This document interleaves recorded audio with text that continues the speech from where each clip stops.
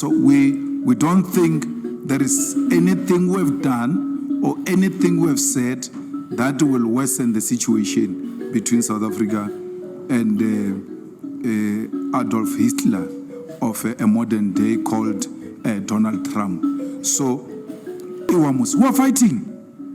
Whether you like it or not, we're fighting. There is a war going on. America is leading the charge for our position on Israel. What more are you scared of? Close the embassy of Israel. We cannot share a territory. We cannot share our land with murderers. Must never allow that and then pretend in international platforms as if we are with the victims and the children and women of Palestine. So that's where we are. So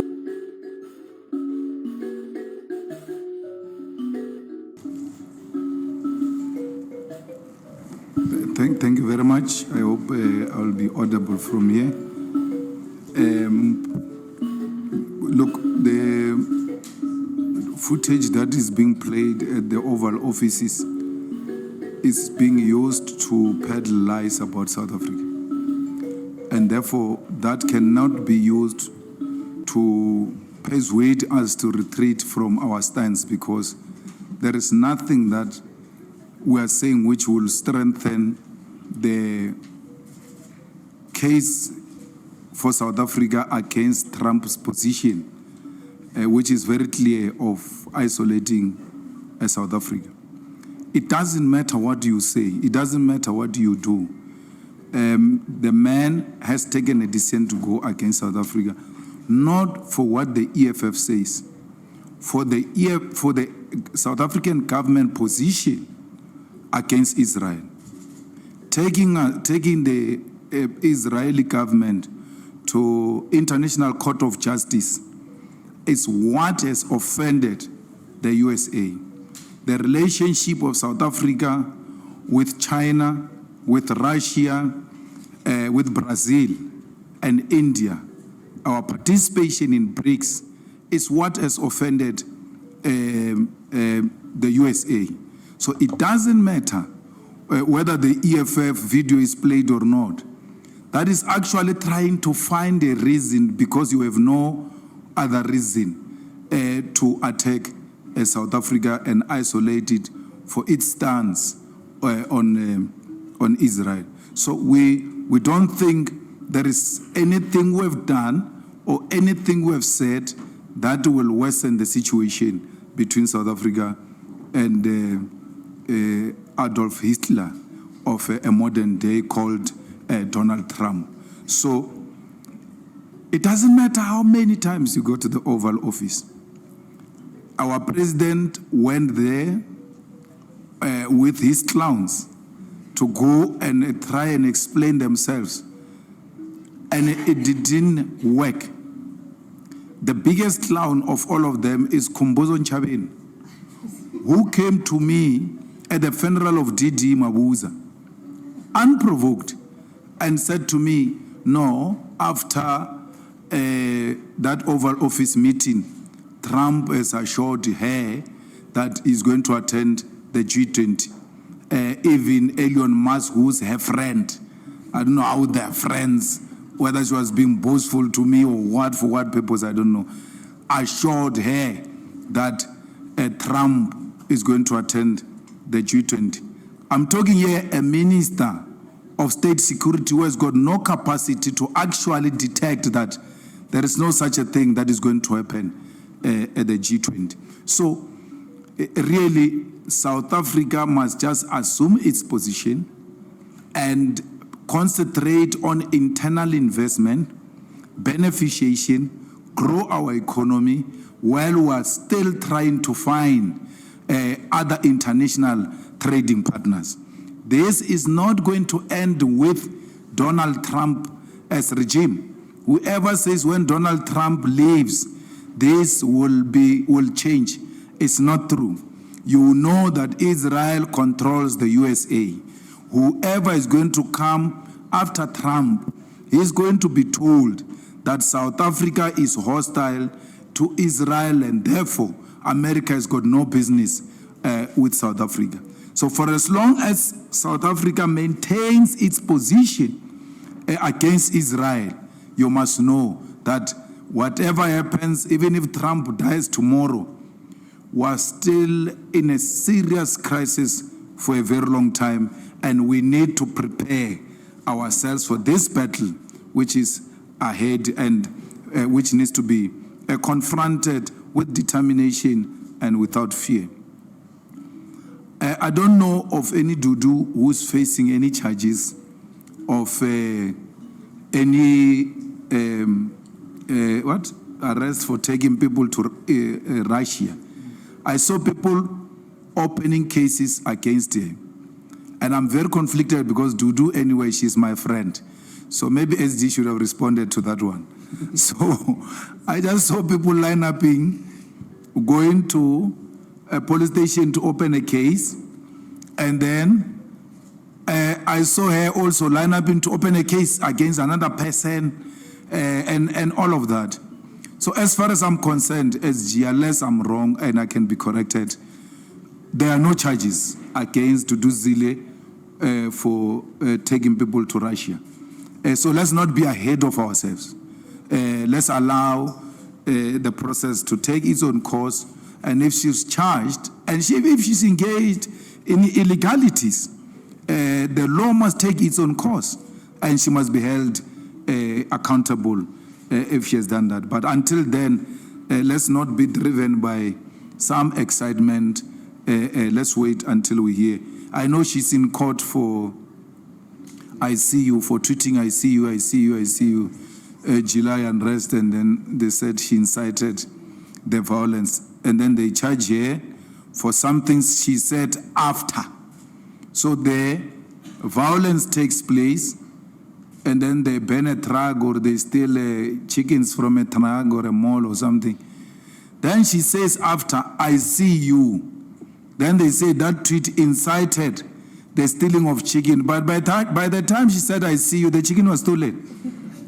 So I'm still to understand what really is going on there. You are unnecessarily going to make Dalimpo a hero out of a non-existing case.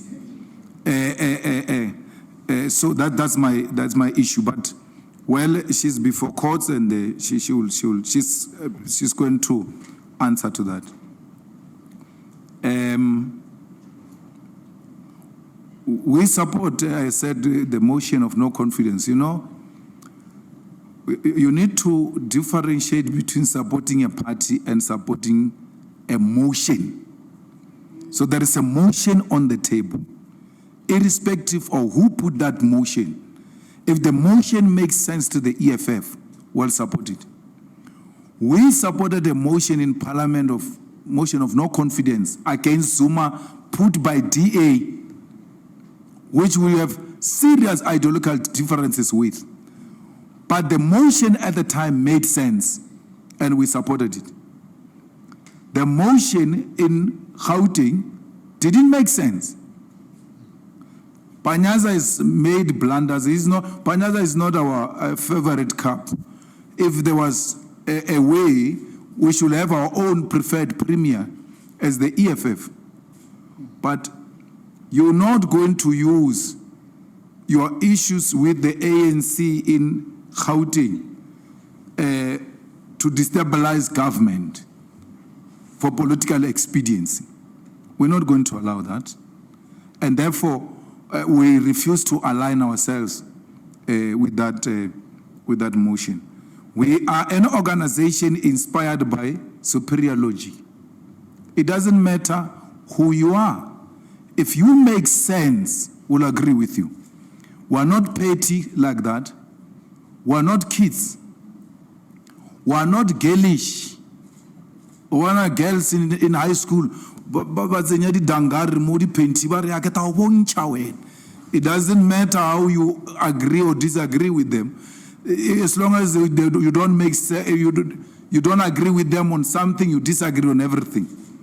That's not us. We're not boyish, who hold boyish differences and take them into a political arena where a logic must reign supreme. So in this case, The Secretary General has been assigned to go to KZN to make sure that motion succeed. And we call on MKP to call Jacob Zuma to come to those negotiations, because the problem with MKP is that you talk to them, you agree. It takes weeks to come back and execute because they are still looking for Jacob Zuma, who's nowhere to be found. So if they are serious about that motion, Zuma must be part of the negotiations right from tonight, tomorrow, tonight, over the weekend. We are going to speak even to the ANC people. And we will speak to the ANC if he's prepared to talk to us formally. But if he's not talking to us formally, nothing stops us from going to speak to ANC individual members of legislature to speak to their conscience and do what is in the best interest of the people of KZN. The ANC's argument is they've deployed fools everywhere. I mean, look at Dr. What is his name? Surname? Tlagaza of Ikurlane. The guy is inherently stupid. He's a fool. He doesn't even deserve to be a chairperson of a burial society, because December we're likely not to get our groceries or monies if that one becomes a chairperson of a burial society. A fool driven by its ego, testosterone, and all manner of things that are not political. But because we agreed that where a party has got the majority should provide that mayor, we can't dictate to the ANC who they must put because they've got the majority. And that is one of the ANC policies and principles, by the way. The MKP has got the majority in KZN. The people of KZN gave you a signal. Whether there is capacity in MKP or not, I'm really not interested. Maybe the people of KZN love them foolish like that. But who am I to determine what the people of KZN want? They've spoken what they want. They've given us the direction. And we ought to respect that if we respect democracy. So more than anything, that is what inspires us as the EFF. And if the MKP gets in government and become corrupt and mismanage government of KZN, we are there to hold them accountable, to fight with them like we're doing with the president of South Africa. We're doing with the premier of Gauteng and everywhere else. In Gauteng, the people still gave the ANC more numbers at what, 36%. That's why they provided the premier. MKP is not 36%, it's 45. 47%. It's not 36. It is democracy when 36 is ruling Gauteng. We allow that. But we refuse to allow democracy to rule KZN at 47%. That doesn't make us an MKP friends. We are not friends. Our relationship is still what it was yesterday. But we cannot go against the will of the people. At least respect the will of the people. It doesn't matter how much you disagree with those people in KZN. We'll continue to have a relationship with the royal family of Abatembu as a royal family recognized by our nation, by our people. Dalinja was politics as an individual, and if he's a member, is he a member? Did we check him on the system? If he's a member, he's no longer a member because he defined himself outside the organizational policy. He's not us who chased him away.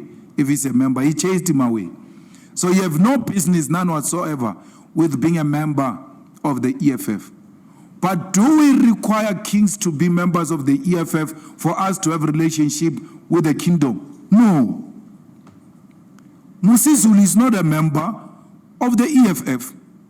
I was at his wedding. And if given opportunity, I will still go and eat meat with him. his membership is irrelevant because I have to respect and recognize the traditional leadership.